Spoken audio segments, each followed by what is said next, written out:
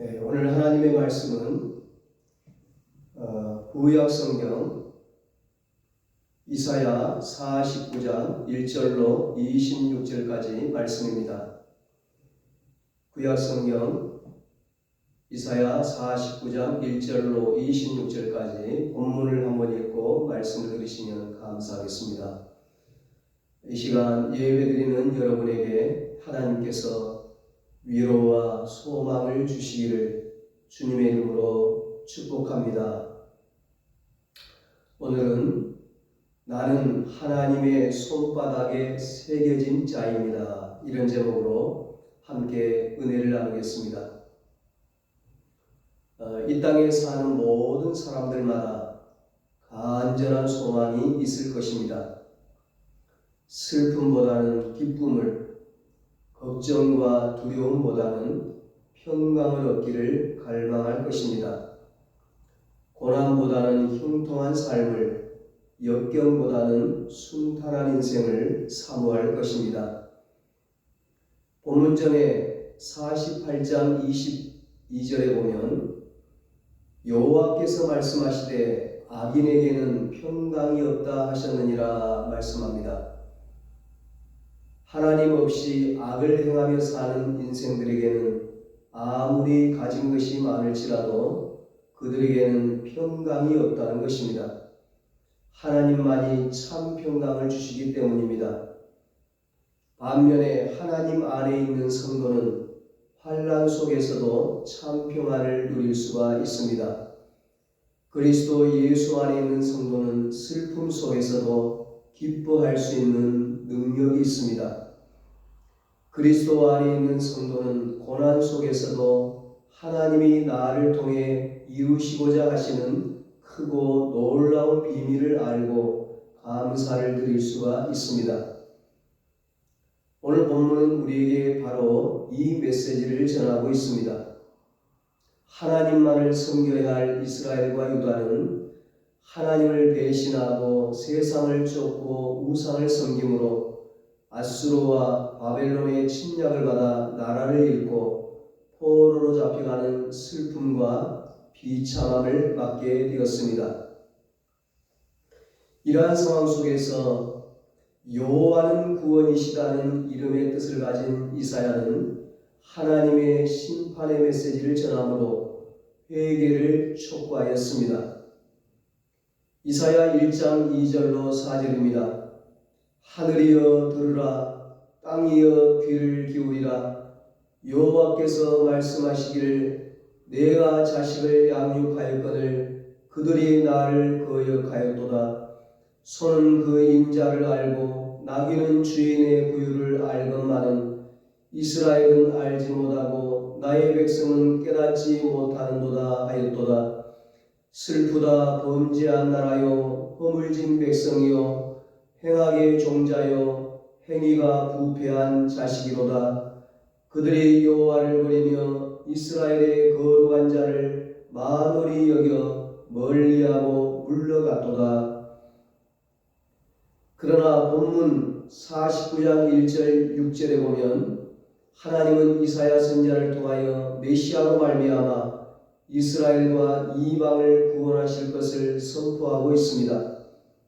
특히 이사야 40장 이후에는 이스라엘이 바사 제국, 페르시아 제국의 고레스 왕의 칙령으로 해방의 기쁨을 얻게 될 것임을 말씀하고 있습니다.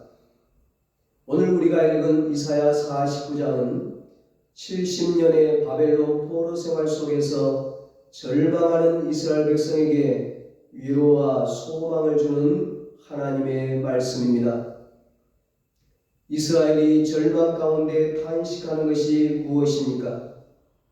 14절에 여호와께서 나를 버리시며 주께서 나를 잊으셨다는 것입니다. 이렇게 절망하고 낙심하고 있을 때 하나님께서는 15절 16절에서 나는 너를 잊지 아니할 것이라 내가 너를 내 손바닥에 새겼다고 말씀했습니다. 이것이 바로 하나님이 이스라엘에게 주신 메시지입니다. 더 나아가 이 말씀은 절망과 낙심의 시대를 살아가는 오늘 우리들에게 주시는 하나님의 음성입니다. 아무리 하나님의 자녀라 할지라도 문제를 만나고 어려움을 당하게 되면 혹 그것이 자신의 잘못 때문에 그렇게 되었다 할지라도 하나님의 사랑을 의심하고 불평과 원망에 빠지게 됩니다. 이스라엘 백성들이 그랬습니다. 자신들의 죄로 나라를 잃고 포로가 되었는데도 그들은 여호와께서 나를 버리시고 주께서 나를 잊으셨다고 원망합니다. 자기들의 잘못을 깨닫지 못하고 오히려 원망하고 불평하는 모습은 솔직히 그렇게 아름다운 모습은 아니었습니다. 그러나 어떤 이유가 되었든 하나님이 우리를 버리셨다고 하거나 우리를 잊었다고 생각하는 것은 결코 올바른 모습이 아닙니다. 하나님은 우리를 버리지 아니하시고 우리를 잊지 아니하십니다. 우리의 생각으로 그렇게 보일 수는 있을지 모르지만 그러나 실제로는 그렇지 않습니다. 요셉이 형들에 의해 애굽의 노예로 팔려갔을 때 자칫 하나님이 나를 버리셨구나 그렇게 생각할 수 있었을 것입니다. 그러나 우리가 잘 아는 대로 하나님은 결코 요셉을 버리신 것이 아니라 그가 나중에 깨달은 대로 자기 민족을 구원하기 위하여 하나님이 먼저 애굽에 보내신 것입니다. 아버지를 떠나 자기 마음대로 생활을 하다가 거지가 된 아들이 아버지가 나를 잊으신 것은 아닐까 의심했을 수도 있었을 것입니다. 그러나 아버지는 탕자를 한순간도 잊지 아니하셨고 그가 돌아오기를 학수고대하셨습니다. 바벨론에서 포로 생활을 하고 있던 이스라엘 백성들이 하나님이 우리를 잊으신 것이 분명하구나, 우리를 잊지 아니하셨다면 어떻게 나라가 멸망당할 수가 있을까? 그렇게 생각했을 때에도 하나님은 결코 이스라엘을 잊으시거나 버리시지 않으셨습니다. 사랑하는 여러분, 하나님은 자녀된 우리를 결코 잊으시거나 버리지 아니하시는 하나님이심을 믿으시기 바랍니다. 사람은 누구나 할 것 없이 무엇이 잘되고 형통할 때는 곧잘 하나님의 은혜라는 말을 합니다만 그러나 뭔가 잘못되기 시작하면 하나님이 나를 버리신 것은 아닐까, 하나님의 사랑을 의심하기 시작합니다. 우리의 기도가 오랫동안 응답되지 않을 때 그런 생각을 하기가 쉽습니다. 오랫동안 나름대로 열심히 신앙생활을 한다고 했는데도 우리의 형편이 나아지지 않는다든지 하는 일마다 잘 되지 않을 때 절망 가운데 그런 생각을 하기가 쉽습니다. 그런데 정말 하나님이 우리를 버리신 것입니까? 그래서 우리의 삶이 어렵고 힘들고 시련을 겪는 것입니까? 실제 미국에서 있었던 일입니다. 한 중년 부부가 서로 사랑하며 잘 살았습니다. 그러다가 불행하게도 아내의 시력이 나빠져서 수술을 받았지만 끝내 실명하고 말았습니다. 그 후 직업군인인 남편은 하루도 거르지 않고 같이 버스를 타고 아내를 직장까지 데려다 주었습니다. 어느 날 남편이 아내에게 서로 직장이 너무 머니 이제부터는 혼자 출근하면 어떻겠냐고 넌지시 물었습니다. 남편의 이 말은 아내를 몹시 섭섭하게 했습니다. 섭섭함을 넘어 배신감까지 느꼈습니다. 그러나 남편의 단호한 결심을 알고 홀로 서기를 결심한 아내는 지팡이에 의지하여 혼자서 버스를 타고 출퇴근하기 시작했습니다. 처음에는 넘어지기도 하고 힘들었지만 2년 정도 지나자 오가는 길이 익숙해졌습니다. 그러던 어느 날 버스 운전기사가 부인에게 뜻밖의 말을 해주었습니다. 부인은 참 복도 많소. 부인이 직장 건물에 들어가는 순간까지 남편이 매일 지켜보고 등 뒤에서 손을 흔들어주며 보이지 않게 격려해주니 말이오. 부인은 버스기사의 말에 깜짝 놀랐습니다. 이 말을 듣는 순간 부인은 말은 안 했지만 그동안 남편에게 서운했던 마음이 눈 녹듯 녹아내리며 끝내 울음을 터뜨리고 말았습니다. 그동안 남편은 아내가 길을 가다가 장애물에 걸려 넘어지기라도 하면 달려가서 일으켜주고 싶었지만 참아야 했고, 사랑하는 아내가 슬퍼하며 자신을 원망하는 모습을 보일 때면 너무나 마음이 아프고 괴로웠습니다. 매일 부인의 홀로서기를 돕기 위해 멀찍이 버스 뒷좌석에 앉아서 부인의 소리 없는 원망과 고통을 바라보며 미어지는 가슴을 쓸어내렸습니다. 이 이야기에서처럼 때때로 우리는 이 부인과 같이 하나님에 대하여 의심을 하고 나를 멀리하는 것 같이 생각할 수도 있지만, 그러나 하나님은 때때로 우리를 믿음의 사람으로 만들기 위해 말없이 지켜보시며 미어지는 가슴을 쓸어내리며 눈물을 흘린다는 사실을 기억해야 합니다. 사랑하는 여러분, 하나님은 절대로 여러분을 버리지 아니하시고 여러분을 잊지 아니하십니다. 행여 어떤 이유에서든지 그런 생각이 든다면 그것은 악한 마귀의 유혹임을 기억해야 합니다. 그것은 하나님의 사랑을 잘 알지 못하는 부족한 우리들의 생각임을 기억해야 할 것입니다. 독생자 예수 그리스도를 주시기까지 사랑하신 하나님의 사랑은 결코 우리를 잊지 아니하시고 버리지 아니하신다는 사실을 확실하게 믿을 수 있기를 바랍니다. 오늘 본문에서는 이 사실을 더욱 실감 있게 말씀하고 있습니다. 내가 너희를 아직도 잊지 않고 아직도 사랑하고 있다는 사실을 보여주기 위하여 하나님은 두 가지 비유를 말씀하고 있습니다.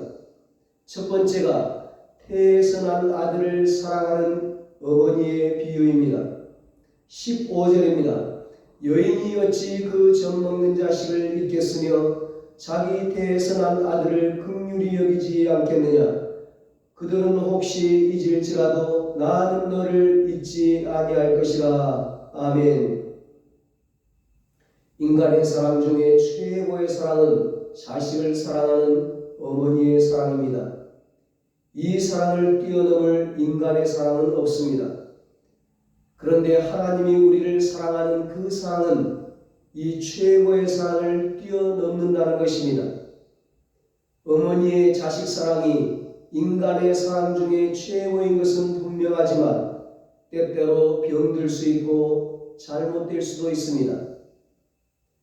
열왕기하 6장 24절로 33절에 보면 사마리아 성이 적에게 둘러싸여 성 안에 먹을 것이 다 떨어졌을 때에 어떤 비정의 어머니 둘이 자식을 삶아 먹었다는 이야기가 나옵니다.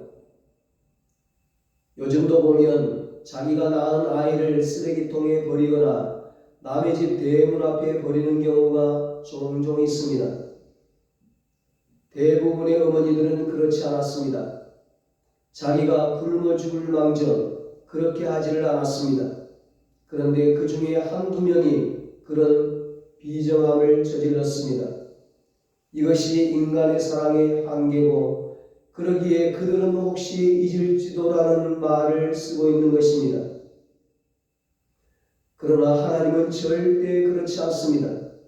혹시가 있을 수 없습니다. 어떤 경우에도 우리를 잊지 아니하십니다. 내가 너를 내 손바닥에 새겼고 이것은 내가 너를 사랑한다는 하나님의 사랑 확증입니다. 도장을 찍은 것입니다. 절대 변개할 수가 없어요. 예전에 갓난 아이를 잃은 어머니의 이야기를 들은 적이 있습니다. 거의 30년이 지났는데도 단 하루도 아이를 잊어본 적이 없다고 말씀하십니다. 어떻게 부모가 젖먹는 자식을 잊을 수 있겠습니까? 혹시 그런 일이 있어도 하나님께서는 절대로 우리를 잊지 않으시겠다고 말씀하십니다. 내가 너를 내 손바닥에 새겼다. 이것은 성도를 향한 하나님의 절대적 사랑입니다. 이 사랑은 우리를 잊을 수 없는 영원한 사랑이요, 날마다 기억하시는 사랑이요, 자녀를 사랑하는 자녀를 품고 있는 변치 않는 사랑입니다. 이 영원한 사랑이 독생자 예수 그리스도를 죽게 했습니다. 이 하나님의 사랑이 오늘의 나를 존재케 한 것입니다. 두 번째는 내가 너를 손바닥에 새겼다는 비유입니다. 16절입니다. 내가 너를 내 손바닥에 새겼고 너의 성벽이 항상 내 앞에 있나니. 아멘. 여기서 새기다라는 히브리 말은 베어내다, 조각하다 그런 의미를 갖고 있습니다. 손바닥을 칼로 베어내어 조각하듯이 우리를 새기겠다는 말씀입니다. 절대로 잊지 않으시겠다는 확증의 말씀입니다. 기록한 것은 지워질 수 있지만 새겨두면 지워지지 않습니다. 그래서 옛날에는 말이나 소 혹은 노예에게 소유를 표시하기 위해 인두를 불에 지져 불도장을 찍기도 했습니다. 하나님은 당신의 자녀인 이스라엘 백성들에게 약속하신 말씀을 증명하기 위해 양손을 내보여 주십니다. 내 손바닥을 봐라. 내 두 손에 너희들을 새겨놓았다. 너희들만 아니라 너희들이 사는 예루살렘 성벽도 내가 지켜보고 있다. 너희 가정도 지켜보고 있다. 너희 일터도 지켜보고 있다. 예루살렘에는 세 개의 골짜기가 있습니다. 예루살렘 성 동쪽 벽을 타고 흐르는 기드론 골짜기, 예루살렘 성 안의 중앙 골짜기, 그리고 성벽 서쪽을 타고 흐르는 흰놈 골짜기입니다. 여러분의 손바닥에도 보면 세 개의 큰 손금이 있을 것입니다. 그 세 개의 손금이 예루살렘 성을 감싸고 흐르는 세 개의 골짜기와 흡사합니다. 하나님께서 당신의 손바닥을 내어 보여주시면서 그 손바닥에 새겨진 나와 내가 사는 성을 보여주십니다. 내 손바닥에 너가 새겨 있듯이, 내 손바닥에 너가 사는 성이 그려져 있듯이 항상 너의 곁에 있으면서 너를 지켜줄 것이다 말씀하시는 것입니다. 사랑하는 여러분, 하나님은 나의 아픔을 아십니다. 하나님은 나의 실패를 아십니다. 하나님은 나의 염려를 아십니다. 두려워하지 마십시오. 근심하지 마십시오. 창조주 하나님이 나를 아시고 나의 곁에 늘 계십니다. 나를 보고 계십니다. 나와 함께 하십니다. 저와 여러분이 하나님께 이토록 소중한 존재인 것입니다. 이처럼 기쁘고 행복한 일이 어디에 있습니까? 하나님께서 잠시도 우리를 잊지 않으신다는 말씀은 우리에게 무엇보다 큰 위로가 되고 힘이 되는 것입니다. 내가 너를 내 손바닥에 새겼다. 이것은 너는 내 것이라는 하나님의 자기 소유 선언입니다. 누구도 손댈 수 없다는 것입니다. 이사야 43장 1절에 말씀합니다. 야곱아, 너를 창조하신 여호와께서 이제 말씀하시느니라. 이스라엘아, 너를 조성하신 자가 이제 말씀하시느니라.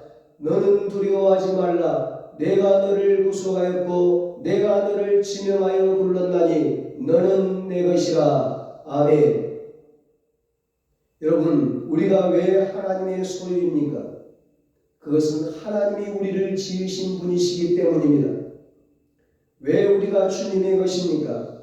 그것은 하나님이 나를 선택하시고 지명하여 부르시고 구속하셨기 때문입니다.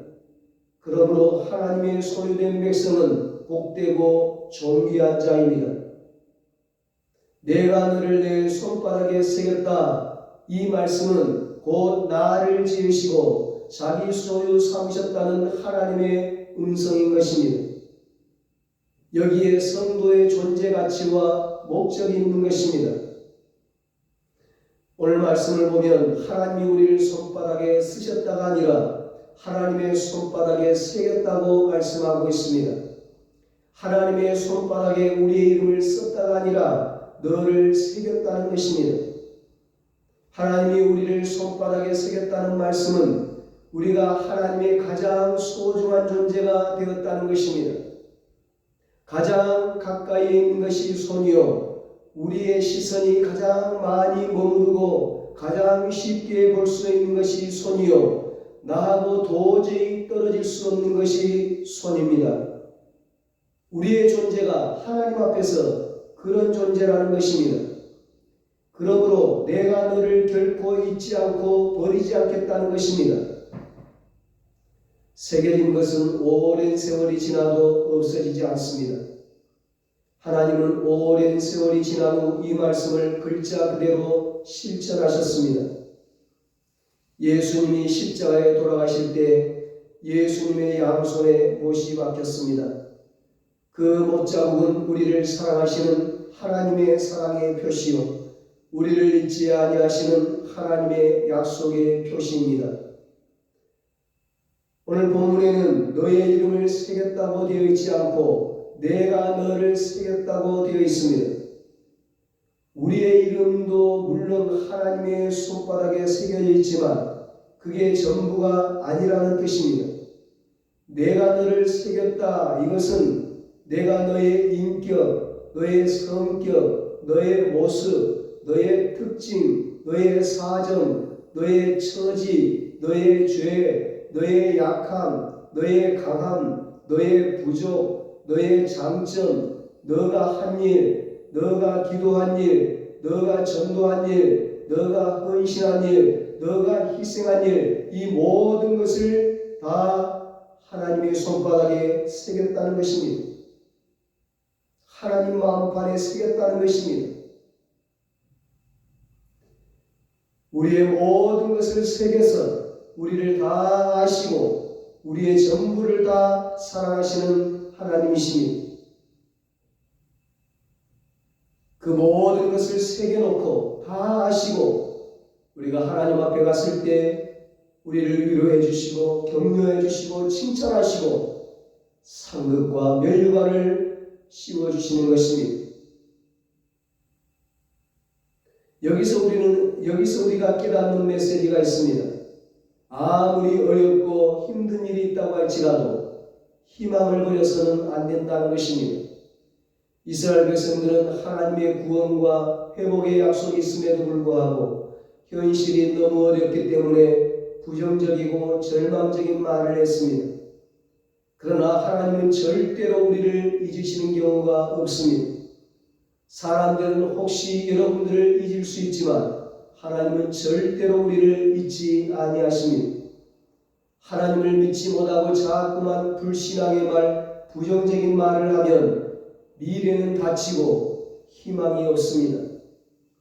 그러나 끝까지 하나님을 붙잡고 나아가면 절망이 희망으로 바뀌고 죽음이 생명으로 바뀝니다. 하나님은 우리를 결코 잊지 아니하시고 결코 우리를 버리지 않으심을 믿으시기 바랍니다. 내가 너를 내 손바닥에 세웠고 이것은 내가 너를 지키며 영원한 안전 보장을 약속하시는 하나님의 절대 보호를 의미합니다. 예수님께서 요한복음 10장 28절에 말씀합니다. 내가 그들에게 영생을 주노니 영원히 멸망하지 아니할 터이요 또 그들을 내 손에서 빼앗을 자가 없느니라. 아멘. 이 세상 그 어느 누구도 하나님의 손에 있는 백성을 멸망시킬 수가 없습니다. 빼앗을 수가 없습니다. 내가 너를 내 손바닥에 새겼다는 말씀은 하나님께서 성도를 그 손 안에 두시고 지키시는 절대 안전보장을 의미합니다. 하나님의 손은 창조의 손입니다. 생명의 손이요 축복의 손입니다.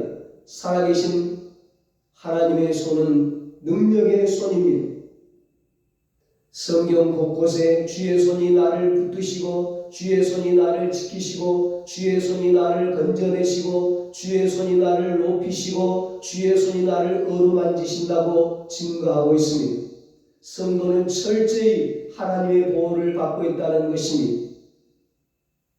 이것은 이 땅에서도 하나님의 보호를 받지만 궁극적으로는 최종적으로는 우리의 영혼을 지키신다는 거예요. 우리의 영혼을 절대로 마귀에게 빼앗기지 않고 지옥에 빼앗기지 않고 하나님이 우리의 영혼을 붙들으시고 천국으로 영생공락으로 인도하신다는 것입니다. 이 땅에서 어떤 어려움으로 우리 육신이 사고를 당하고 병들고 죽는다 할지라도 우리는 영원히 사는 것입니다. 하나님께서 우리 영혼을 영원토록 지켜주시는 것입니다. 하나님의 손바닥에 새겨있는 이스라엘을 어찌 바벨론이 빼앗을 수 있겠습니까? 주님의 손에 새겨진 성도를 세상의 사탄이 어찌 멸망시킬 수 있겠습니까?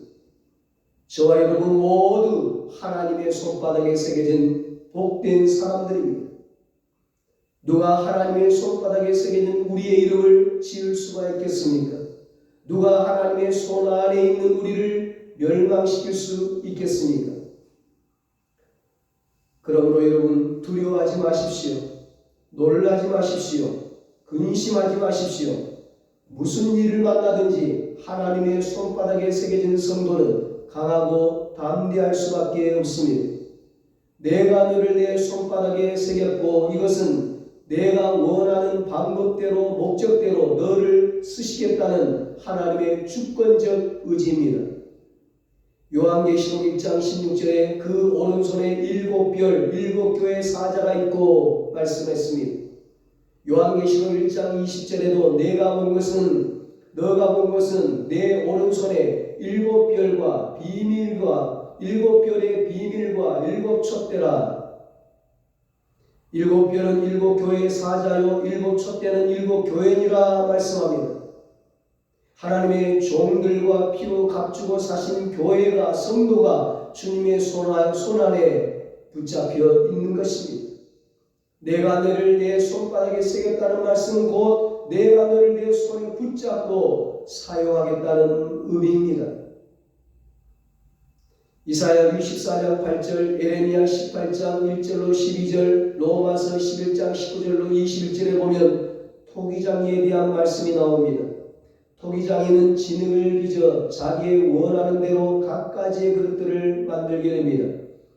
귀 있을 그릇을 만드실 주권이 토기장이에게 있습니다. 천 있을 그릇을 만드실 주권이 토기장이에게 있습니다. 마찬가지로 이스라엘을 바벨론에서 해방시킬 주권이 하나님께 있습니다. 하나님의 백성을 구원하시고 축복 주실 의지가 하나님께 있습니다. 그러므로 하나님의 손바닥에 새겨진 우리는 하나님의 축복의 손에 붙잡혀 있는 우리는 정말 행복한 사람들입니다. 이 자부심으로 여러분 어떤 상황에서도 기죽지 마시고 하나님의 자녀답게 당당하고 멋지게 살아가시기를 예수님의 이름으로 축원합니다. 기도하겠습니다. 하나님 아버지, 우리를 사랑하여 주시고 우리를 구원하여 주시고 우리를 하나님 자녀 삼아 주시고 우리를 하나님의 손바닥에 새겨주셔서 눈동자같이 지키시고 우리를 영원한 천국으로 인도하신 하나님 감사합니다. 하나님 아버지, 이 하나님을 믿고 의지하면서 날마다 승리 가운데 살아가게 하여 주시옵소서. 이제는 우리 주 예수 그리스도의 무한하신 은혜와 하나님 아버지의 사랑하심과 성령님의 이루하시고 교통하심, 하나님의 손바닥에 새겨졌다는 그 믿음과 그 당당함으로 하나님 자녀답게 살아가기를 다짐하는 사랑하는 모든 성도들과 저들의 가정과 자녀들과 사업과 직장 위에 이제로부터 영원토록 함께 있을지어다. 아멘.